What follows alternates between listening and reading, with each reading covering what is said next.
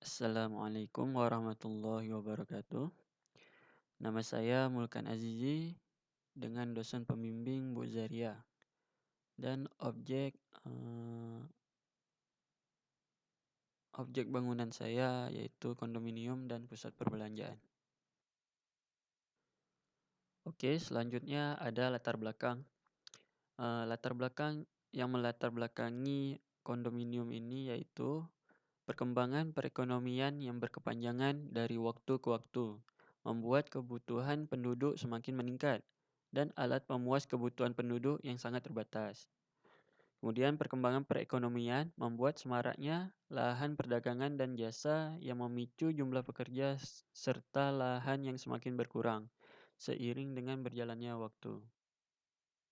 Kemudian, permasalahan apa saja yang dihadapi, dari aspek perancangan yaitu yang pertama, memadukan kondominium dengan pusat perbelanjaan, menerapkan RTH, merancang sesuai dengan RT RW. Dari aspek bangunan, penerapan sistem struktur yang sesuai, penerapan sistem utilitas, penggunaan material yang sesuai. Kemudian adapun tujuan menyusun suatu landasan konseptual perancangan fasilitas perumahan berlantai banyak yang sesuai dengan kebutuhan penghuni yang diwujudkan dalam bentuk fisik. Kemudian kita masuk ke konsep umum.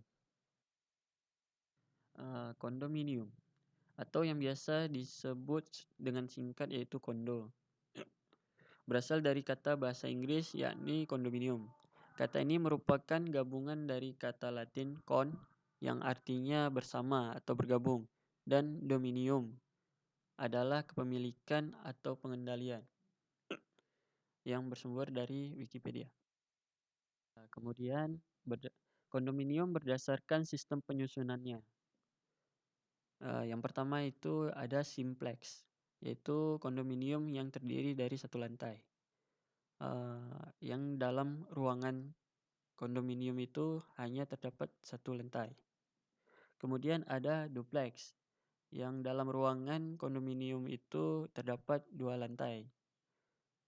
Kemudian ada triplex, yang dalam ruangan kondominium itu terdapat 3 lantai. Kemudian ada perbedaan antara kondominium dengan apartemen. Dari lingkup kepemilikan, kondominium dia merupakan hak milik, sedangkan apartemen dia sewa selama 25 tahun. Untuk lamanya tinggal, kondominium seumur hidup dan apartemen berlaku selama 25 tahun. Untuk sistem manajemen, kondominium dipimpin dengan pengelola kondominium dan apartemen hak individu yaitu penghuni. Kemudian dari lingkup perawatan fasilitas, untuk di kondominium perawatannya bersama, sedangkan di apartemen perawatannya pengelola. Kemudian ada dari lingkup pertimbangan membeli kondominium, yaitu mempertimbangkan investasi dan tempat tinggal. Kalau di apartemen hanya tempat tinggal. Dalam lingkup luas ruangan, luas kondominium seperti rumah, sedangkan apartemen relatif kecil. Untuk fasilitas kondominium itu mewah dan lengkap karena kondominium cenderung memperhatikan kebutuhan user, sedangkan apartemen tidak terlalu lengkap. Selanjutnya ada pusat perbelanjaan. Pusat perbelanjaan merupakan sekelompok penjual eceran dan usahawan komersial lainnya yang merencanakan, mengembangkan, mendirikan, memiliki, dan mengelola sebuah properti tunggal. Pada lokasi properti ini berdiri disediakan juga tempat parkir. Tujuan dan ukuran besar dari pusat perbelanjaan ini umumnya ditentukan dari karakteristik pasar yang dilayani, bersumber dari Wikipedia. Ya, salah satu contohnya yaitu mall. Dan ada tema capital investment. Bangunan capital investment atau bangunan komersial adalah bangunan yang mewadahi berbagai fungsi komersial seperti perdagangan, ruang kantor sewa, hotel, dan lain-lain. Sesuai jenisnya, bangunan komersial merupakan bangunan yang direncanakan dan dirancang untuk mendatangkan keuntungan bagi pemilik maupun pengguna. bersumber dari anak arsitek testcipher.blogspot.com. Kemudian ada prinsip-prinsip bangunan capital investment.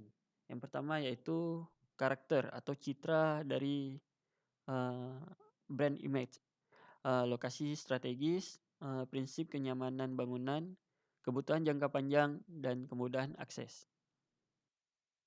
Untuk konsep saya menggunakan arsitektur modern. Ya, arsitektur modern adalah suatu istilah yang diberikan kepada sejumlah bangunan dengan gaya karakteristik yang mengutamakan kesederhanaan bentuk dan menghapus segala macam ornamen. Di sini ciri-ciri arsitek modern yaitu simetris dan bersih, kesederhanaan, terbuka, hubungan dengan lingkungan sekitar, kejujuran dalam penggunaan material. Di sini kenapa saya menggunakan konsep arsitektur modern? Karena di arsitektur modern ia mengutamakan konsep fungsi, kemudian mempoles fungsinya menjadi estetika. Tidak seperti yang lainnya yang mengutamakan estetika kemudian dijadikan fungsi. Kemudian saya menggunakan green arsitektur. Green arsitektur merupakan suatu pendekatan perencanaan pembangunan yang bertujuan untuk meminimalisasi kerusakan alam dan lingkungan di tempat bangunan itu berdiri. Ya, jadi saya menggunakan ini agar memanfaatkan potensi alam seperti pengendaraan, mengatasi panas dan lainnya. Ada studi presiden. Yang pertama yaitu Huaku Sky Garden yang berlokasi di Taiwan yaitu Taipei. Dia menggunakan pagar dari tanaman yang disusun seperti dinding pembatas. Kemudian dia menggunakan shading dengan desain seperti layar tradisional Tiongkok. Ya, ini ada tempat depannya, kemudian ada denahnya. Kemudian ada Ascot Tower. Kemudian dia menggunakan 4 tipe kamar. Yang di kamar pertama dia menggunakan denah studio yaitu kamar dengan ruang keluarga atau ruang tamu menyatu. Kemudian ada denah 1 kamar tidur, ada denah 2 kamar tidur, kemudian ada denah 3 kamar tidur. Kemudian lokasi site.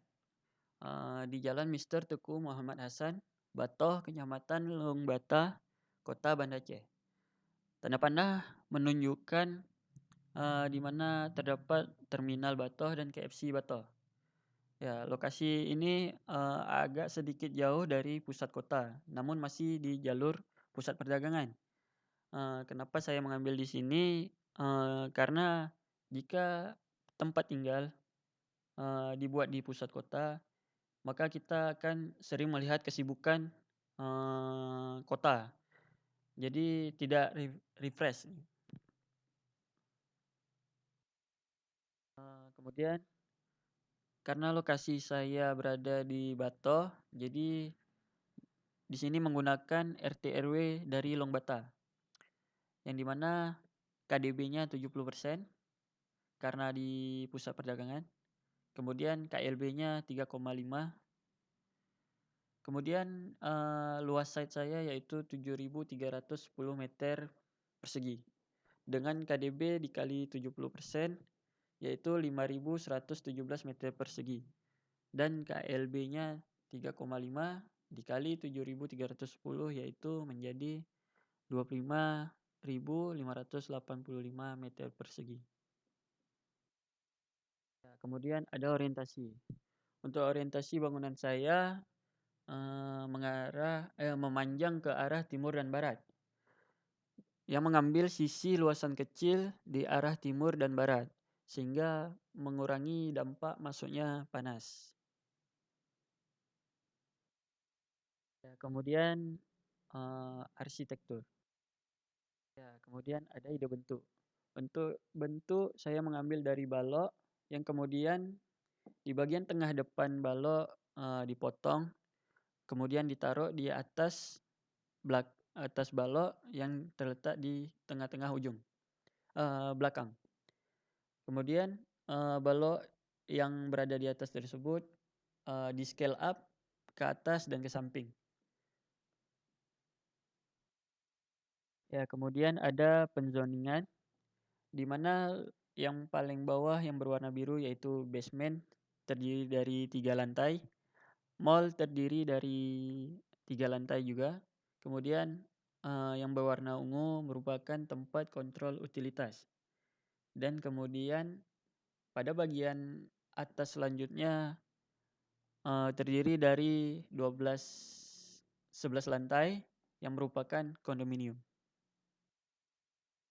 Ya, kemudian ada side plan. Di sini ada dari entrance terdapat 2 jalur yaitu jalur mobil dan jalur kereta. Untuk jalur mobil jika ingin mendrop penumpang maka, bisa belok kiri, jika tidak ingin maka belok kanan. Kemudian dilanjutkan jika ingin memarkir di parkiran outdoor maka belok kiri, dan jika ingin masuk ke basement maka belok kanan. Ya, kemudian, jalur kereta tidak ada untuk drop penumpang di depan lobi, utama. Maka jalur kereta akan langsung masuk ke basement. Kemudian, ada, sirkulasi dari keluar dari basement yang di mana tidak, eee, terhubung antara jalur, mobil dan jalur kereta. Dan exit-nya setelah dari keluar basement. Kemudian ada exit kedua yang, terletak dekat dengan parkir outdoor. Kemudian ada layout. Di sini tidak terlalu jauh berbeda untuk sirkulasi dengan side plan. Di sini bedanya ada, entrance kedua dari lobi, eee, yang berada di samping kanan dekat parkiran outdoor. Kemudian ada basement 1. Dari jalur masuk ke basement tadi, maka belok ke kanan. Di bagian, kanan atau dari slide ini bagian atas, merupakan parkiran motor untuk pengunjung. Dan bagian tengah-tengah ini merupakan bagian parkir dari, mobil pengunjung. Dan pada bagian belakang atau bagian sebelah kiri slide, itu merupakan area parkiran motor untuk penghuni kondominium. Kemudian untuk jalur sirkulasi maka memutar. Kemudian untuk menaiki, menuruni ke basement selanjutnya yaitu ada di, jalur turun ke basement. Kemudian ada basement 2. Di sini tidak terdapat lagi, parkiran untuk motor. Ini hanya parkiran mobil dan dikhususkan untuk pengunjung. Ya, untuk sirkulasi seperti biasa dia harus memutar agar tidak terjadi, beradu arah.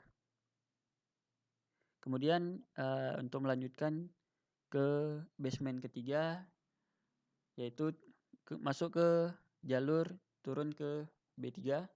Kemudian untuk naik kembali ke basement yang pertama, maka masuk ke jalur naik ke B1. Basement 3. Untuk, basement 3 ini area parkirnya hanya area parkir mobil, namun dikhususkan untuk penghuni kondominium. Maka untuk sirkulasi, seperti biasa harus tetap memutar.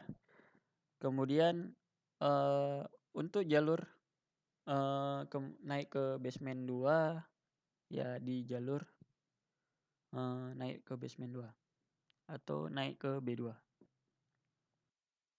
Kemudian kita masuk ke Denah Mall. Di sini ada Denah Mall lantai 1 yang merupakan area shopping. Di sini untuk jarak kolomnya yaitu, 8 meter. Kemudian ada R besar yang merupakan retail yang tidak memerlukan space yang besar.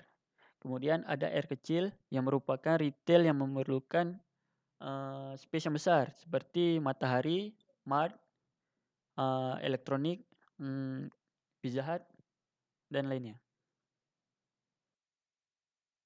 Ya, kemudian ada Denah Mall lantai 2 yang merupakan juga area shopping. Ini tidak berbeda dengan, lantai satu, hanya saja pada lantai satu terdapat, entrance dari samping atau dari parkiran outdoor.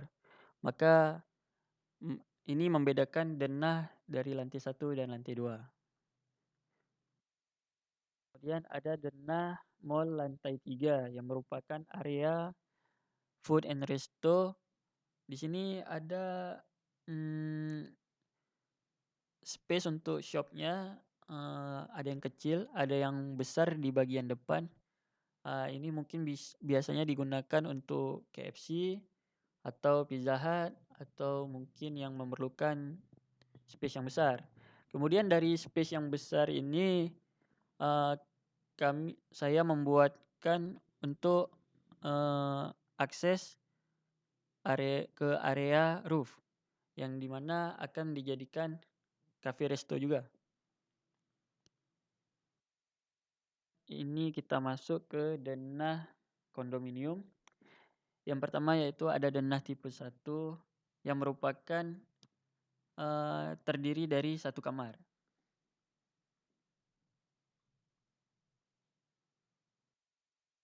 Ini merupakan, eee, denah tipe satu dan interiornya.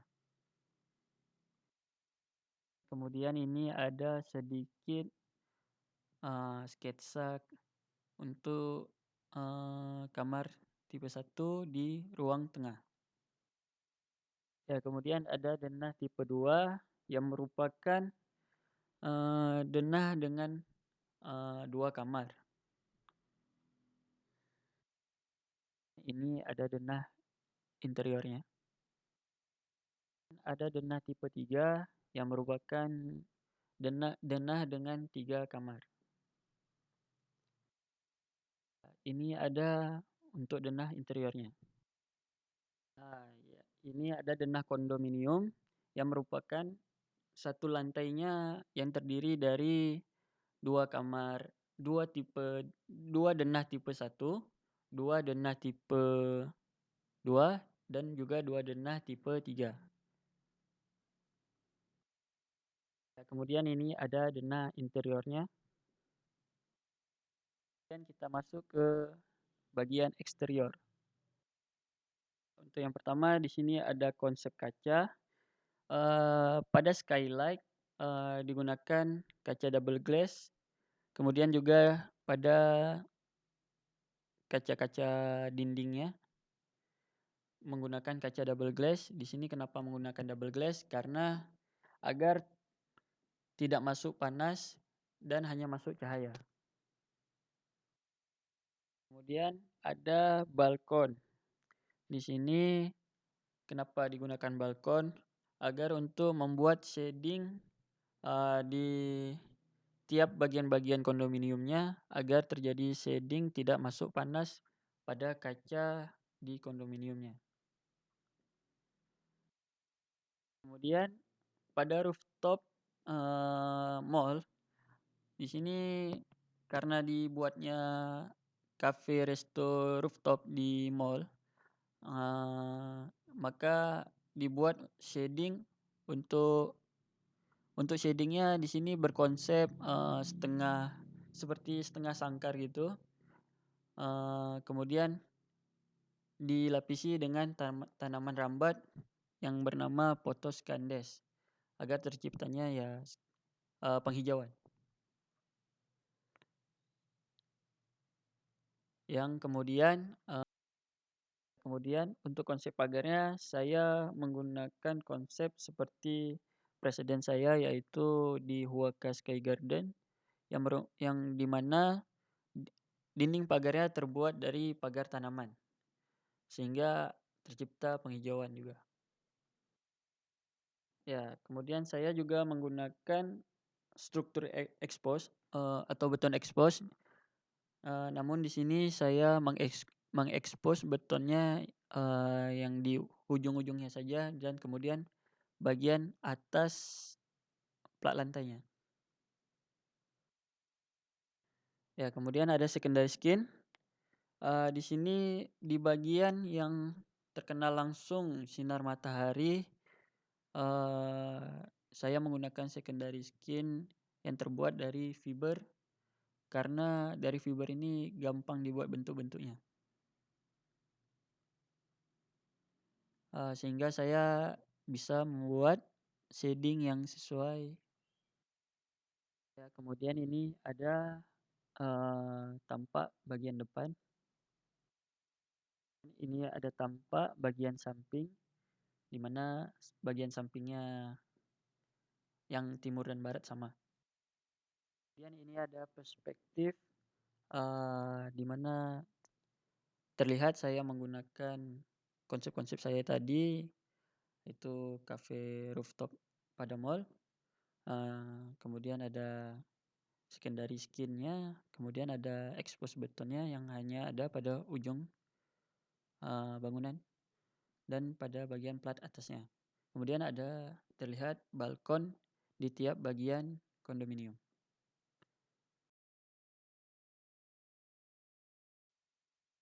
Kemudian kita masuk ke bagian struktur. Kemudian untuk bagian pondasi, saya menggunakan pondasi borpel, yang dimana borpel adalah dalam bentuk tabung yang berfungsi meneruskan beban bangunan ke dalam permukaan tanah. Di sini, tiang pancang juga berbentuk tabung. Kenapa tidak menggunakan tiang pancang? Karena tiang pancang harus diketok sehingga membuat kebisingan dan, keretakan pada bagian-bagian bangunan di sekitarnya. Kemudian kita masuk pada struktur.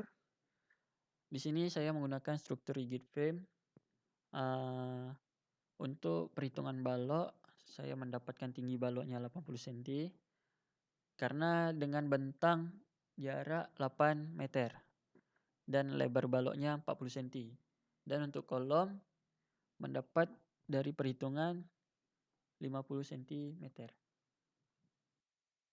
Dan pada struktur atap, karena konsep saya green arsitektur, jadi saya menggunakan green roof. Di sini ada lapisan-lapisan dari atapnya, itu pertama bagian tanaman, kemudian bagian tanahnya, kemudian ada filter-filter,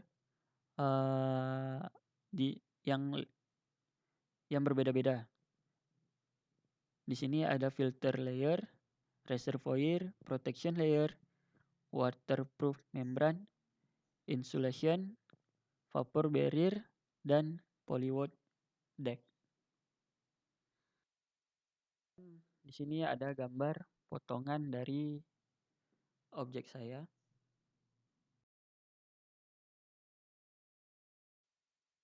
Kita masuk ke bagian utilitas.